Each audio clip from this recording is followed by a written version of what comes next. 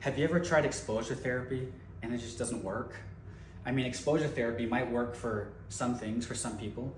Like say if someone has a fear of spiders, the idea is that they go and expose themselves slowly to the thing that they're scared of. So maybe first they look at pictures of a spider, then they look at a spider from a distance, then they see a spider up close, then they let it walk on them, right? And it's like gradually decreasing your sensitivity to the spider. But the question is, why does the person have the fear of the spider in the first place? And this, of course, extends to things way more complicated than just the fear of spiders, like fear of death, fear of rejection, fear of germs, all kinds of stuff.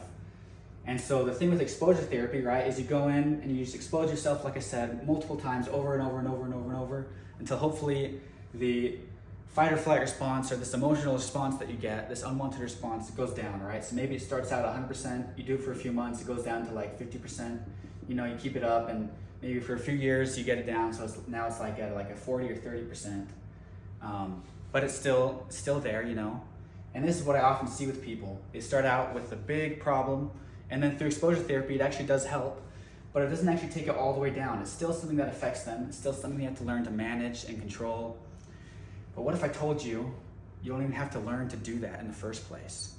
Because the question is, why is your brain creating this emotional response in the first place? Why does it perceive these certain things as threats so that it feels it needs to even create a fight or flight response? And that's where hypnotherapy comes in, which is what I do, is we go into your mind and we basically find these subconscious beliefs, ideas, thought patterns that you have that are causing your nervous system and your subconscious mind to believe that it needs to create this fear response. Because not everyone has the fear response you have.